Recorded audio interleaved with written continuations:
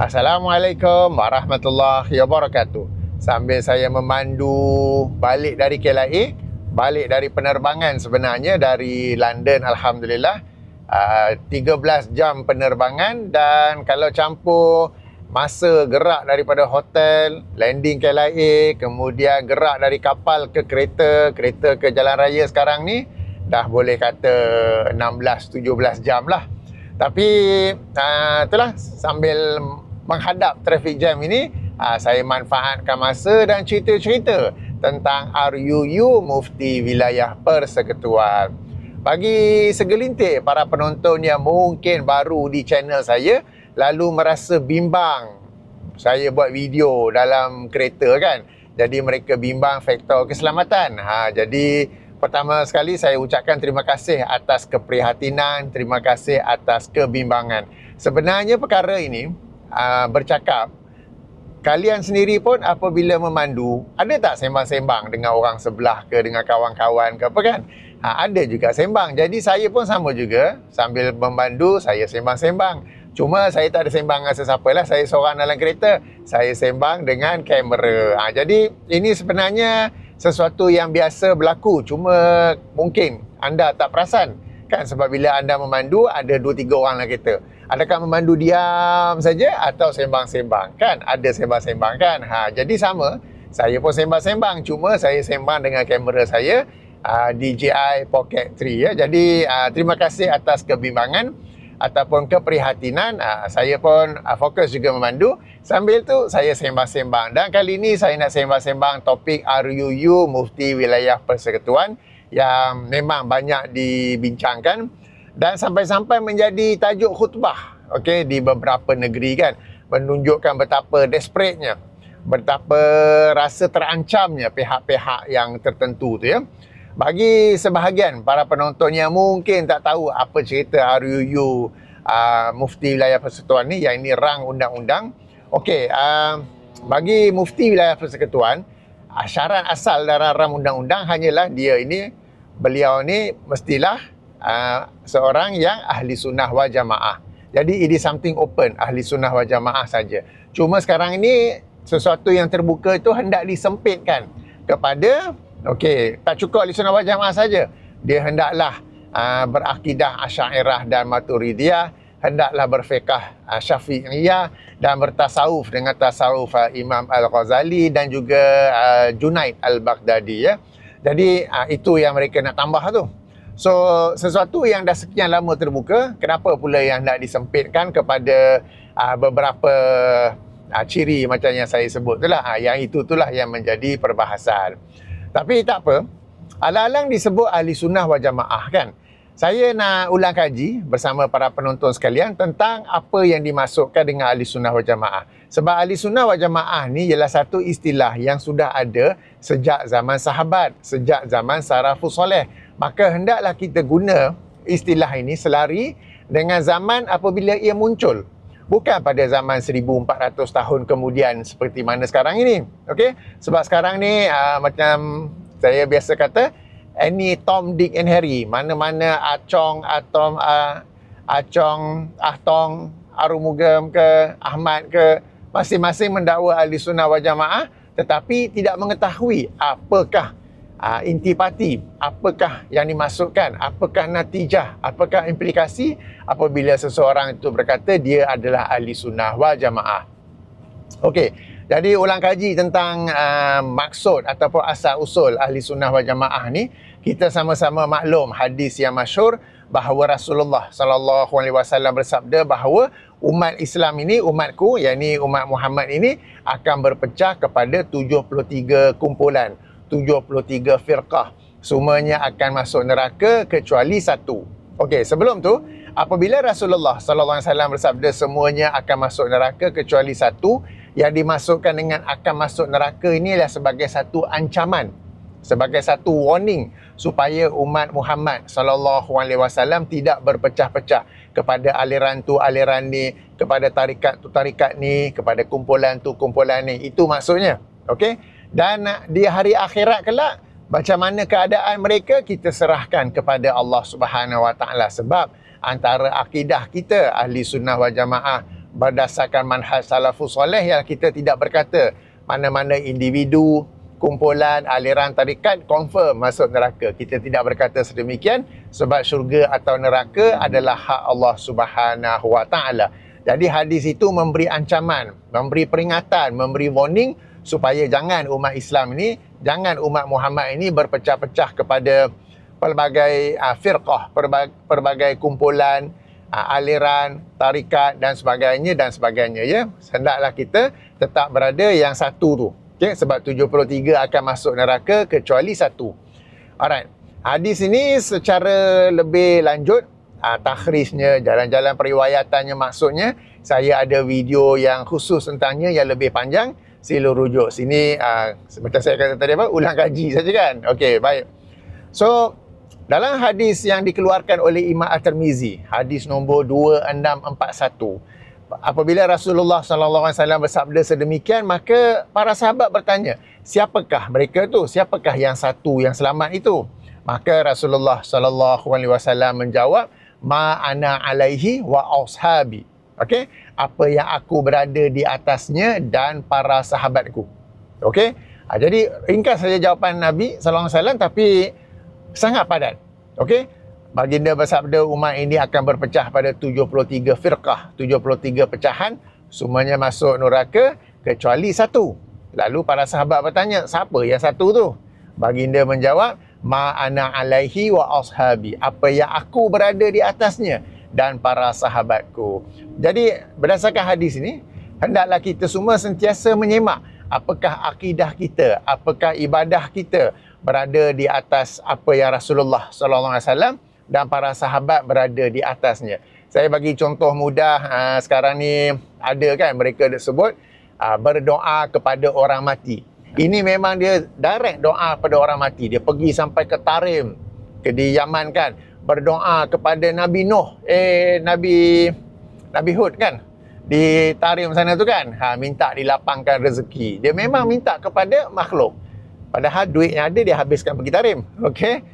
Jadi inilah, ataupun dia pergi jumpa wali mana ke, dia minta kesembuhan, dia minta perkara-perkara yang sepatutnya diminta daripada Allah Subhanahu Wa Taala saja. Minta kesembuhan ke, minta kelapangan rezeki, minta kebahagiaan, minta diangkat malapetaka dan sebagainya ya. Okey, jadi perkara ini tidak berada. Maknanya Rasulullah SAW dan para sahabat tak buat. Mereka tidak berdoa kepada orang mati. Okey. Sebagai contoh, bila dalam suasana urgent, sebelum perang Badar misalnya, Rasulullah SAW tidak berdoa kepada Nabi Musa ke, Nabi Sulaiman ke, Nabi Ibrahim ke, tak ada. Sebelum perang Uhud, sebelum perang Khandaq ataupun mana-mana perang, dalam suasana yang urgent, dalam suasana yang tertekan, baginda tidak berdoa kepada mana-mana makhluk, mana-mana Nabi dan Rasul sebelum baginda, sebaliknya berdoa kepada Allah Subhanahu Wa Taala. Jadi ini sebagai contoh dari aspek akidah. Dari aspek ibadah, macam baru-baru ni banyak bincang zikir hu kan. Mereka sendiri kata, mereka sendiri akui bahawa Rasulullah SAW tidak berzikir hu. Tapi mereka kata apa? Nabi tak buat, Nabi tak kata jangan buat, maka derang pun buat. Jadi inilah apa yang aku ma'ana alaihi, apa yang aku berada di atasnya dan para sahabatku. Jadi zikir hu tu bukanlah daripada Rasulullah SAW, bukanlah daripada para sahabatnya radhiyallahu anhum. Lalu mereka ni memang sengaja memilih salah satu daripada pecahan-pecahan itu, yang 73 tu kan. Okay, jadi berdasarkan hadis ini, hendaklah kita sentiasa semak akidah kita, ibadah kita, agar ianya sama dengan apa yang Rasulullah SAW berada di atasnya dan juga dengan para sahabat baginda radhiyallahu anhum. Dan apa yang bila kita sebut apa yang Rasulullah SAW berada di atasnya, inilah yang dimaksudkan dengan sunnah. Baik sunnah qauliyah, ucapan, sunnah fi'liyah, perbuatan, dan sunnah taqririyah. Para sahabat buat dan Rasulullah pun SAW approve. Baik, dalam hadis yang sama juga, pecahan kepada 73 firqah yang dikeluarkan oleh Imam Ibnu Majah. Tadi tu Imam At-Tirmizi. Imam At-Tirmizi nombor 2641. Okey, sekarang ni dalam Sunan Ibnu Majah pula, hadis 3992, sama juga selepas Rasulullah SAW bersabda yang umatku akan berpecah kepada 73 firqah kan. Maka semuanya masuk neraka kecuali satu. Maka para sahabat pun bertanya, siapakah mereka tu? Siapa yang satu tu? Maka baginda SAW menjawab, al-jamaah. Okey, al-jamaah. Alright. Al-jamaah yang dimasukkan di sini bukan mana-mana jemaah tau. Kan, sebab kita maklum dunia Islam sekarang ni ada jemaah tu, ada jemaah ni, ada dalam satu negara tu pun ada pelbagai jemaah yang berkaitan dengan parti politik, jemaah yang berkaitan dengan NGO, jemaah yang berkaitan dengan seseorang guru ke tokoh ke tak. Jemaah yang masukkan di sini ialah mereka yang hadir ketika Rasulullah SAW bersabda sedemikian. Apabila seorang bertanya siapakah mereka, Rasulullah menjawab al-jamaah. Al-jamaah itu ialah para sahabat yang ada pada zaman itu. Dan ini selari dengan hadis Sunan Tirmizi yang saya baca mula-mula tadi, ma ana alaihi wa ashabi, dan para sahabatku. Jadi al-jamaah di sini bermaksud para sahabat Nabi SAW.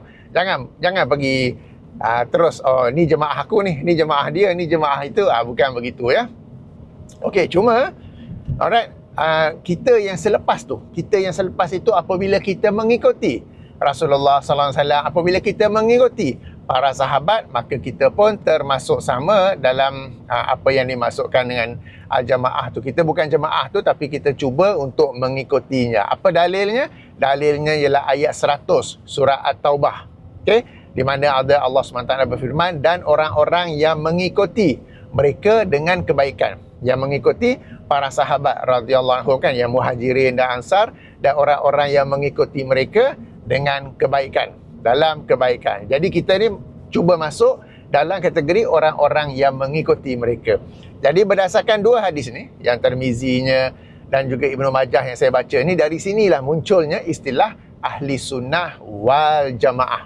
Okey, ahli sunnah itu ialah apa yang Rasulullah SAW berada di atasnya. Al-jamaah ialah para sahabat, dan mereka ini berjamaah di situ. Dan kita pula yang hidup terkemudian ni, kita cuba ikut Rasulullah SAW dan juga para sahabat radhiyallahu anhum. Okey, jadi ini istilah ataupun asal usul istilah ahli sunnah wal jamaah. Dan istilah ahli sunnah wal jamaah ni digunakan untuk membezakan antara umat Islam dengan firqah-firqah yang lain, umat Islam dengan pecahan-pecahan yang lain. Jadi bila kita faham perkara ni, amatlah pelik, amatlah janggal, amatlah lucu kalau ada pecahan-pecahan yang firqah-firqah ni yang lari daripada apa yang ma ana alaihi wa ashabi, apa yang aku, yang ni Rasulullah sallallahu alaihi wasallam dan para sahabatku berada di atasnya. Mereka tak buat tu, baik dari aspek akidah, baik dari aspek ibadah, tapi mereka claim mereka ni ahli sunnah wal jamaah. So kalau kita faham sejarah lahirnya istilah ahli sunnah wal jamaah, kita akan rasa, nak kata pelik boleh, nak kata janggal boleh, nak kata lucu boleh. Bagaimana orang-orang yang tak mahu ikut Rasulullah sallallahu alaihi wasallam, kan, Rasulullah ke kanan, mereka nak ke kiri. Rasulullah menyebut seafdal zikir la ilaha illallah, mereka nak zikir yang lain. Okey, Rasulullah dah ajar akidah sekian-sekian, mereka nak berakidah yang lain. Tapi mereka yang claim mereka inilah ahli sunnah wal jamaah. Nak kata janggal ke, nak kata pelik ke, nak kata lucu ke, itulah hakikatnya ya. Dan istilah ini memang digunakan pada zaman salafus soleh, 300 tahun yang pertama. Sebagai contoh, kalau kita rujuk dalam Sunnah At-Tirmizi, hadis nombor 662. Hadis nombor 662 seperti yang saya tunjuk tangkap layar di sini, yang saya gariskan tu, nampak tak? Ahli sunnah wal jamaah. Okey, jadi istilah ni sudah ada sebelum Asy'ariyah, sebelum Maturidiyah. Okey, saya bagi rujukan daripada Sunnah At-Tirmizi sebab kitab ni kitab yang masyhur, semua orang pun ada. Kalau yang tak ada, pastikan anda ada. Sebab boleh ada sekarang ni dalam bentuk aplikasi Android, iOS, laptop ke apa semua tu kan. Jangan kita ni dalam pelbagai hal kita ada aplikasi dalam phone, tetapi ayat Quran tak ada, tafsir tak ada, Hisnul Muslim tak ada, kitab hadis tak ada. Jangan macam tu ya. Sebab tu kita senang-senang kena tipu dengan segelintir asatizah tu. Senang-senang kena tipu sebab kita sendiri tak boleh nak semak hadis tu, kan? Padahal sekarang ini sudah ada kemudahan untuk kita semak, nak tak nak buat atau tidak. Itu saja perbezaannya ya. Okey, yang itu tadi tentang sejarah munculnya nama ataupun istilah ahli sunnah wal jamaah, dan ia bukanlah sekadar nama saja, tetapi memiliki dalil, memiliki sandarannya daripada hadis Rasulullah sallallahu alaihi wasallam. Dan kita yang umat terkemudian ni, kita cuba ikut berdasarkan ayat ke-100 surah At-Taubah. Okey, tak apa. Sekarang kembali kepada apa yang berkaitan dengan RUU Mufti Wilayah sekarang ini. Saya lihat mereka begitu terdesak cuba untuk memberi sokongan, memberi hujah, memberi argument, okey, untuk perkara itu dengan hujah-hujah yang bagi saya sangat lemah. Saya bagi beberapa contoh. Antaranya, kalau kita maklum, mereka akan sebut bahawa kebanyakan para ulama, majoriti para ulama, majoriti para imam dalam sejarah Islam ini adalah berakidah Asy'ariyah Maturidiyah. Biasa dengar kan? Banyak kalau nak kata kebanyakan para ulama dari kalangan mazhab Syafi'iyah dan juga Malikiyah, akidah mereka, mazhab akidah mereka ialah mazhab Asy'ariyah. Kebanyakan para ulama dari kalangan mazhab Hanafi, mazhab akidah mereka ialah mazhab Maturidiyah. Hanya dari kalangan mazhab Hambali sahaja, mereka ini dari sudut fiqahnya pun Hambali, dari sudut akidahnya pun Hanbali, ataupun disebut sebagai Hanafilah, ya. Jadi mereka nak tekankan majoriti para ulama dalam sejarah Islam ialah Asy'ariyah. Dia Asy'ariyah dan Maturidiyah ni tak boleh, Asy'ariyah atau Maturidiyah. Saya kata okey, kita ni, saya yakin para penonton yang dirahmati Allah sekalian, we are not interested in history. Kita tak berminat dengan sejarah. Yang kita berminat, yang kita nak ambil tahu ialah sekarang ini para asatizah, daripada muftinya kepada pegawai-pegawai di jabatan muftinya, kepada pegawai-pegawai di jabatan agamanya, dan kepada para asatizah yang menyandarkan diri, yang mereka ni semua menyandarkan diri kepada Asy'ariyah, kepada Maturidiyah. Apakah mereka ini memiliki akidah dan manhaj yang sama seperti mana majoriti para ulama yang dulu, yang sejarah tu, yang mereka sebut-sebut tu, yang Asy'ariyah dan Maturidiyah. Okey, sebab yang kita nak fokus sekarang ni ialah kenapa di Malaysia ni banyak. Sebab bila kita sebut Asy'ariyah Maturidiyah, ia dalam aspek akidah, itu adalah mazhab akidah.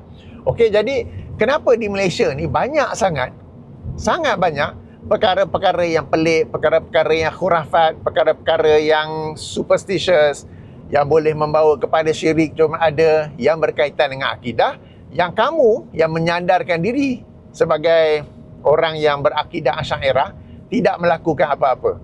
Bagaimana kalau kita bandingkan dengan para ulama dulu yang dalam sejarah itu, yang mereka kata majoritinya Asy'ariyah, kan? Tak apalah, saya bagi contoh.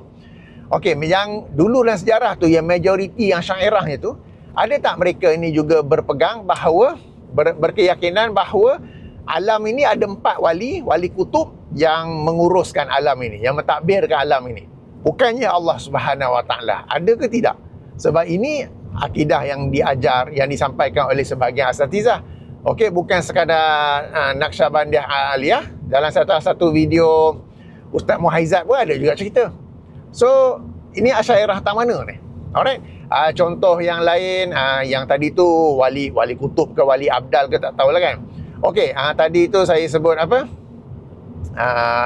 Okey, yang ni yang saya ingat lah. Ada yang boleh mendakwa boleh mi'raj ke langit 70 kali dalam sehari. Okey, ada yang mendakwa hari-hari bermimpi berjumpa dengan Rasulullah sallallahu alaihi wasallam. Tapi dalam akidah dan sunnah tak ada pula nak ikut sunnah Rasulullah, tapi boleh pula mendakwa hari-hari bermimpi Rasulullah sallallahu alaihi wasallam, kan, sebagai contoh.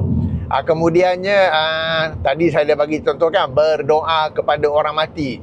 Kemudiannya berjumpa bomoh, berjumpa dukun. Kes yang masyhur student baru ni, kan, yang dizalimi dengan begitu zalim semata-mata kerana dipercayai dia yang ambil laptop, kan, laptop yang hilang, kan. So macam mana student-student tu boleh target dia? Sebab mereka pergi jumpa bomoh. Bomoh tu kononnya solat hajat lah, apalah, baca yasin apa semua, dan nampak budak tu lah yang kononnya mengambil laptop mereka itu. Lalu mereka pun target budak tu dan menderanya untuk dapat balik laptop dengan penderaan yang sangat serius seperti mana yang kita maklum, kan. So apabila dikatakan majoriti para ulama ni Asy'ariyah Maturidiyah, para ulama dulu-dulu ni yang Asy'ariyah Maturidiyah, adakah mereka juga mengajar perkara-perkara karut-marut seperti ni? Apa lagi ya? Rasulullah ke kanan, kita tok guru ke kiri, kita ikut tok guru ke kiri. Okey. Apa lagi yang ada? Sebenarnya banyak kan. Rabu terakhir bulan Safar ada sial, mandi sial. Doa pokok tu lagi lah kan. So ada banyak, saya yakin para penonton pun boleh senaraikan di ruangan komen nanti. Jadi yang menjadi isu di sini bukannya Asy'ariyah Maturidiyah ni majoriti ke minoriti, sejarah apa semua. Yang kita nak sekarang ni, yang sekarang ni di Malaysia ni, daripada muftinya yang mendakwa Asy'ariyah, yang memperjuangkan Asy'ariyah Maturidiyah, sampailah kepada pegawai-pegawai Jabatan Mufti, sampailah kepada pegawai-pegawai Jabatan Agama. What have you been doing all this while dengan segala karut-marut yang ada?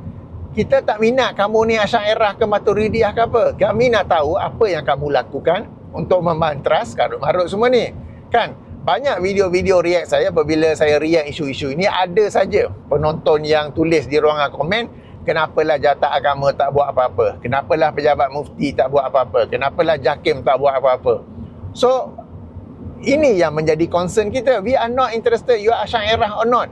We are interested what have you been doing all this while, yang sampai macam-macam karut-marut ini boleh tersebar begitu saja.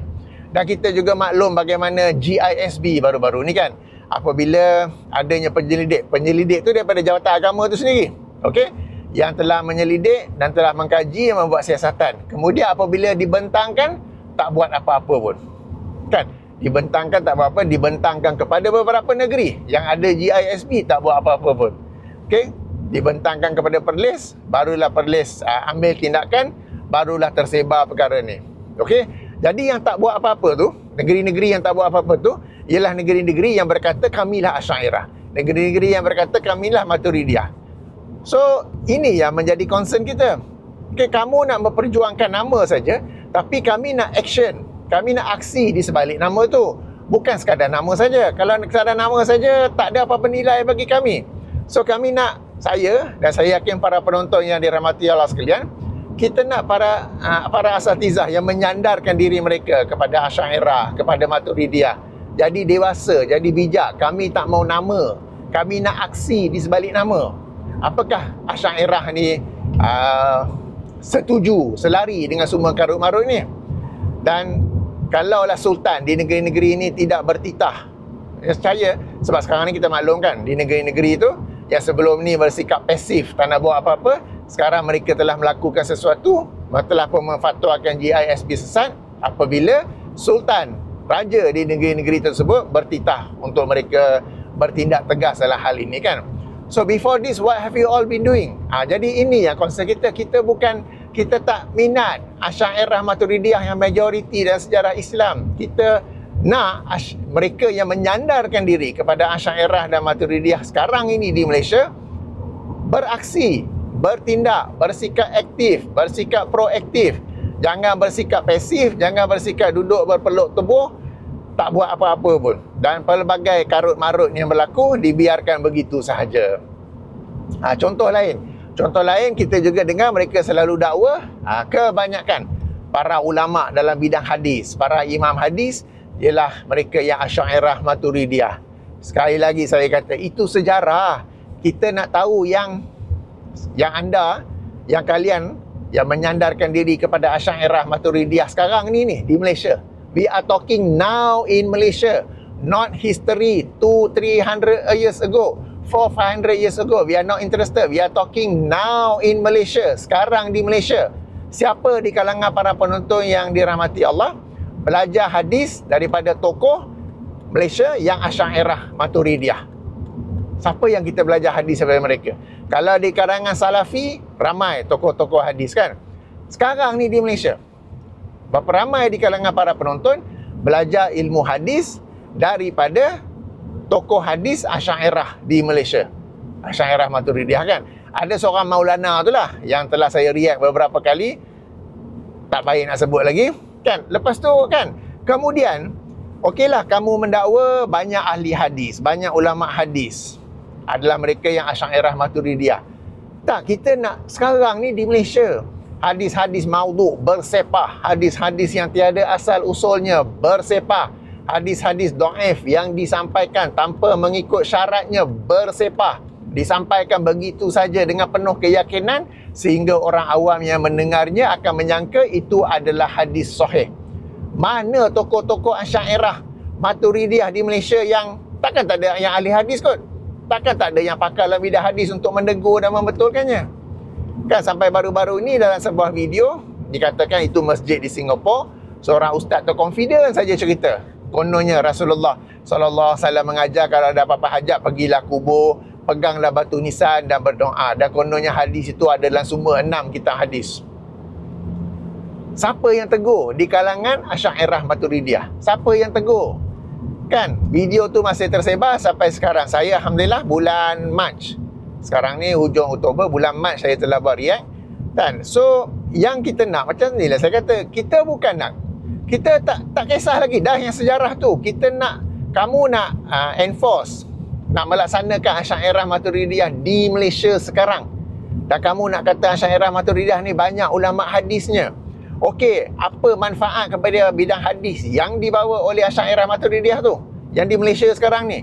Kenapa begitu banyak hadis palsu, hadis dhaif jidan, hadis dhaif yang tersebar begitu saja? Apabila para ulama berkata boleh guna hadis dhaif, mereka telah meletak sejumlah syarat. Kenapa syarat-syarat itu semua hilang? Kenapa syarat-syarat itu tidak diterangkan? Ini yang menyebabkan kita tak boleh terima Asy'ariyah Maturidiyah yang didakwa di Malaysia sekarang ni. Itu hanya ucapan, kita nak aksi di sebaliknya, kita nak action dari sebaliknya. Dan kalau kalian yang menyandarkan diri kepada Asy'ariyah Maturidiyah, beraksi, do something, bersikap aktif, proaktif, membantras karut-marut akidah, membantras hadis-hadis palsu yang tiada asal usulnya, yang dhaif jidannya, hadis dhaif yang diterangkan dengan begitu yakin sampai orang menganggap itu adalah hadis sahih. If you do something about it, yes, we are happy. Jika itulah Maturidiyah, Asy'ariyah Maturidiyah, yes, kita akan terima. So itu bezanya. Dan kita dapat lihat bagaimana mereka yang memperjuangkan Asy'ariyah Maturidiyah dalam RUU Multiwilayah Persatuan ni, dia tak faham, dia tak lihat benda ni. Dia nak lihat letak tu dalam rang undang-undang. Tapi kalau dah ada pun jadi sama je lah, tak ada apa pun. Sama lah yang macam berlaku sekarang ni kan. Okey, semangat pula saya nak cerita-cerita ni. Alright. So itulah ya. So kita bukan nak Asy'ariyah Maturidiyah, kita nak aksi di sebalik mereka yang menyandarkan diri mereka kepada Asy'ariyah Maturidiyah. Kita nak mereka ini menjaga ketulinan agama Islam ni, menjaga original. Kita nak Islam yang original ni dipelihara. Dan asatizah lain-lain yang dok menyampai karut-marut apa semua tu diberi teguran, diberi nasihat, ditarik balik tauliah ke apa ke, do something about it. The amount of effort you are spending right now to tell people untuk terima RUU Multiwilayah Persatuan ni, sepatutnya effort yang sama tu digunakan untuk membantras karut-marut yang tersebar di kalangan mereka yang sebenarnya menyandarkan diri kepada Asy'ariyah Maturidiyah. Dan baru-baru ni pun saya dah buat satu video react kepada satu artikel bahawa kononnya ulama Asy'ariyah Maturidiyah digeruni oleh ahli bid'ah. Itu mungkin betul sejarah dulu, 300-400 years ago mungkin betul. Sekarang ni ahli bid'ah suka Asy'ariyah Maturidiyah sebab tak ada bid'ah dolalah bagi Asy'ariyah Maturidiyah di Malaysia sekarang ni. Semuanya bid'ah hasanah. Siapa-siapa buat bid'ah pun kalau nak membela dirinya, aku pun Asy'ariyah juga. So apa yang digeruni, mereka suka Asy'ariyah Maturidiyah sebab mereka pun boleh menempel kepada Asy'ariyah Maturidiyah. Okey, panjang pula cerita saya ni. Hari pun dah gelap dah. Baik, jadi moga-moga mereka yang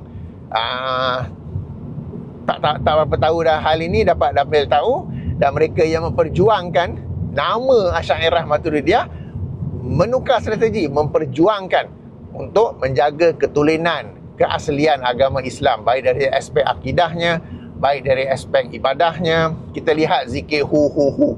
Berapa ramai dari kalangan tokoh yang Asy'ariyah Maturidiyah yang menegur tentang zikir tu, atau mereka ni membela kan.